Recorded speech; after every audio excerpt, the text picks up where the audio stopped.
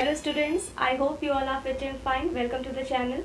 Today what we are going to do is the numericals. आप लोग के board आने वाले हैं, प्री बोर्ड्स आने वाले हैं, course is about to finish और सबसे डराने वाली चीज़ आने वाली है वो है न्यूमेरिकल्स। तो बेटा सबसे पहले आज हम चैप्टर इलेक्ट्रिसिटी को पकड़ेंगे और उसमें से सबसे खतरनाक टॉपिक लेंगे जो है रेजिस्टेंस।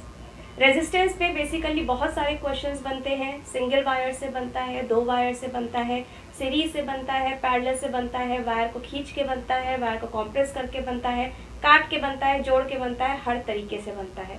तो सबसे पहले आज जो हम करेंगे वो है सिंगल वायर को लेके जितने भी क्वेश्चंस आपके बोर्ड में आते हैं, आज हम वो सारे क्वेश्चंस डिस्कस करेंगे और फिर धीरे धीरे हम अपना लेवल बढ़ाएंगे। तो बेटा सबसे पहले will start with a single wire. Let us take this wire which is made of resistivity rho, which is made of a material whose resistivity is rho. Its length is L और इसका area of cross section ले लेते हैं A। तो सबसे simple question बनता है कि इस वायर का रेजिस्टेंस कितना होगा। तो जिन बच्चों ने पढ़ा है कि रेजिस्टेंस लेंथ पे डिपेंड करता है, resistance area of cross section के इनवर्सली प्रोपोर्शनल होता है, इनको कंबाइन करते हैं तो आता है ये और फिर आता है ये formula R is equal to rho L upon A। तो ये आपको बहुत ब्रीफली इसलिए बताया है कि अगर आप भूल गए हो तो ज़रा इसे याद कर लीजिए और इस फॉर्मूले को R is equal to rho L upon A से ही अब हमें सारे क्वेश्चंस करने हैं। तो इसे हम कर देते हैं रफ और अपने मेन फॉर्मूले को लिख लेते हैं जो है R is equal to rho L upon A। मतलब इस वायर का अगर मैं आपसे रेजिस्टेंस पूछूं तो आप बोलोगे ma'am it is R is equal to rho L upon A। अब थोड़े से कॉम्प्लिकेशन स्टार्ट करते हैं। पहला केस लेते हैं जहां इस वायर को हम बीच से काट देते हैं। जब हम इस वायर को काट देंगे तो हमारे पास ये दो वायर्स बचेंगे जिनकी लेंथ हाफ हो जाएगी क्योंकि हमने इसे बीच से काट दिया है। The length will be divided into two parts but the area will remain same. अब देखिए दो तरीके के क्वेश्चंस आते हैं बोर्ड में।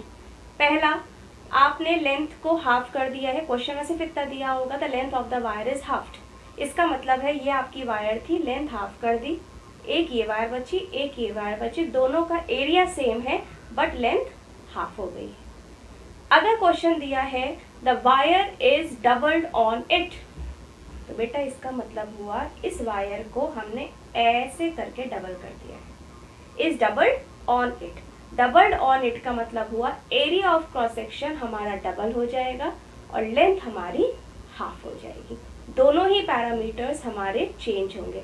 बट अगर क्वेश्चन में इतना ही दिया है कि लेंथ को हाफ किया गया है तो लेंथ को हाफ करने का मतलब है एरिया ऑफ क्रॉस सेक्शन पे कोई भी इफेक्ट नहीं आएगा।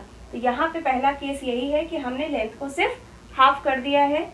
फॉर्मूला लगाते हैं R is equal to rho, resistivity कभी भी चेंज नहीं होती है इसलिए दोनों की रेजिस्टिविटी रो ही रहेगी because rho does not depend on length and it does not depend on area of cross section. So if you are changing these parameters, area of cross section and length of the wire, then the resistivity will remain same. जल्दी से formula put करो और answer निकालो, उसके बाद check कर लेना। R is equal to rho L कितना है L बाई 2, एरिया कितना है A। जितनी भी न्यूमेरिकल वैल्यू है उसको एक साइड रख लेते हैं तो 1/2 रो L अपॉन A। अगर आपसे क्वेश्चन आता है कि ओरिजिनल रेजिस्टेंस से कंपेयर करिए तो रो L अपॉन A R, तो जहां जहां रो L अपॉन A दिखे उसको रिप्लेस कर दो R से। इसका मतलब हुआ, सॉरी इसको R1 ले लो, कि जो न्यू रेजिस्टेंस होगा वो ओरिजिनल रेजिस्टेंस का हाफ हो गया होगा। R1 is equal to half of R। Clear? Next इसी में हम थोड़ा सा मॉडिफाई करते हैं। अभी मैंने आपको दूसरा केस बताया, is doubled on it, is doubled on it. Doubled on it का मतलब क्या हुआ? जब भी क्वेश्चन में आएगा doubled on it, doubled on it का मतलब हुआ area of cross section double हो जाएगा और लेंथ क्या हो जाएगी हाफ। ये L/2 और ये 2a हो जाएगा। वर्ड्स याद रखिएगा, लैंग्वेज पहचानना फिजिक्स में बहुत ज़रूरत है क्योंकि लैंग्वेज ही मेन आपको पेपर में घुमाती है। तो डबल्ड ऑन इट, ये आपके पैरामीटर्स आ गए। फॉर्मूला पुट करिए, R1 is equal to rho constant रहेगा। लेंथ कितनी हो गई बेटा, L/2। एरिया कितना हो गया है, 2A। नेक्स्ट स्टेप क्या बोला, जितनी भी न्यूमेरिकल वैल्यूज है उनको एक साइड कर दो। तो R1 इज इक्वल टू कितना हो जाएगा, ये 2 नीचे आएगा, 1/4 रो L/A। नेक्स्ट स्टेप क्या है, अगर आपको इससे कंपेयर करना है तो रो L/A की जगह क्या पुट कर देना है, R। इसका मतलब है जो R1 होगा वो ओरिजिनल रेजिस्टेंस के 1/4 हो जाएगा। समझ में आ गया। ये तो हुआ सिंगल वायर को तोड़ने की बात, या इसको ऐसे तोड़ा जा सकता है या इसकी लेंथ ऐसे हाफ की जा सकती है। अब हम करते हैं लेंथ को बढ़ाने का काम। थर्ड केस लेते हैं, अगर आपको दिया है L इज डबल्ड, अगर सिर्फ क्वेश्चन में लेंथ इज डबल्ड लिखा है, ना सेम वायर लिखा है ना स्ट्रेच वर्ड यूज हुआ है, सिर्फ इतना लिखा है द लेंथ इज डबल्ड, तो बिना एक्स्ट्रा मैथमेटिक्स लगाए आपको एरिया को डिस्टर्ब नहीं करना है। इसका मतलब क्या हुआ, ये वायर थी, इसकी लेंथ को हमने डबल कर दिया है, जिसमें एरिया कितना है, A ही रहेगा, बट ये लेंथ जो है वो कितनी हो जाएगी, 2L हो जाएगी। ठीक है, वीडियो को पॉज करिए, सॉल्व करिए, R1 निकालिए और देखिए सही कर रहे हो कि नहीं। रो L होगा 2L और एरिया A ही रहेगा, तो ये हो जाएगा 2 रो L/A। फिर से वही करना है, 2 रो L/A की जगह R पुट करना है, तो ये हो जाएगा 2R। मतलब ये ओरिजिनल रेजिस्टेंस का क्या हो जाएगा, डबल हो जाएगा। ठीक है, नेक्स्ट केस बहुत जल्दी से बता रही हूँ। फोर्थ केस, खींच के लंबा किया। क्वेश्चन आता है if the wire is stretched to double its length, मतलब इस वायर को हमने खींच के डबल कर दिया। थोड़ा सा दिमाग लगाइए, अगर आप किसी चीज़ को बेटा खींचोगे तो क्या होगा, वो चीज़ पतली हो जाएगी, एरिया पे इफेक्ट आएगा। ठीक है, अगर क्वेश्चन में दिया है same wire length is doubled, तो सेम वायर को डबल करने का एक ही तरीका, उस वायर को क्या किया होगा, खींचा गया होगा। तो अगर क्वेश्चन में सेम वायर लिखा है या स्ट्रेच्ड वर्ड लिखा है तो आप या नहीं करोगे। ठीक है, ये आप नहीं करोगे, आप एरिया को भी चेंज करोगे। तो कैसे एरिया चेंज होगा बेटा, यहाँ पे देखिए लिख रही हूँ मैं। अगर लेंथ को डबल किया जाता है खींच के स्ट्रेच करके, तो एरिया हाफ हो जाता है। ठीक है, यहाँ मैं कोई अपना लॉजिक नहीं लगा रही हूँ, आप जब वॉल्यूम को सेम करोगे तो आपका ये आ जाएगा। बहुत जल्दी वो भी करके दिखा देती हूँ। इस वायर का वॉल्यूम कितना होगा बेटा, लेंथ इंटू एरिया या एरिया इंटू लेंथ। ठीक है, खींच के डबल कर दिया, खींच के डबल कर दिया।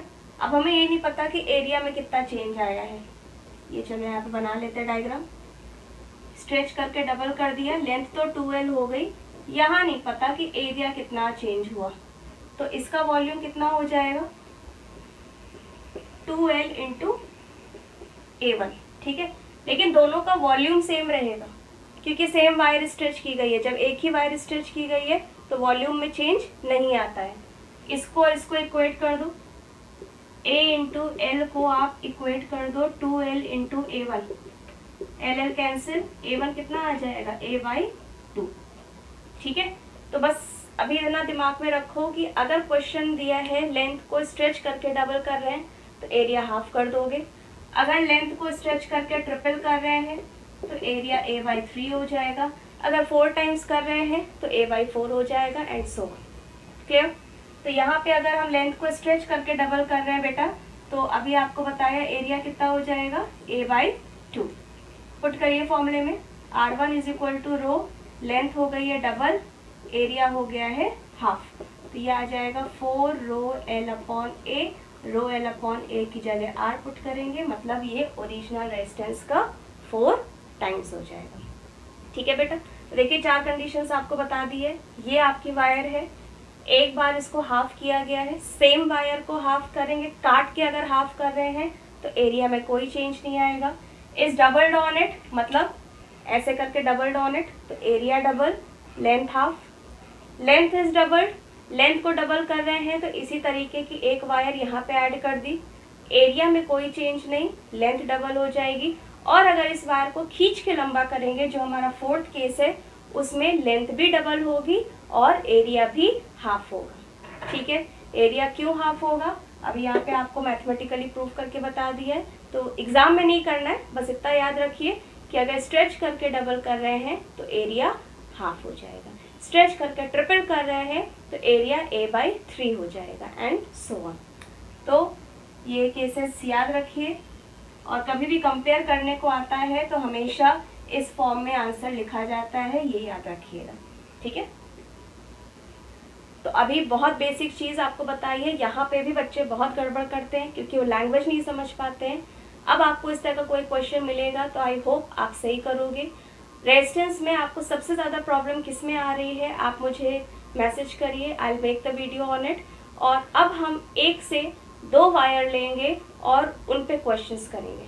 ठीक है बेटा, so till then try to do these questions. Thank you so much.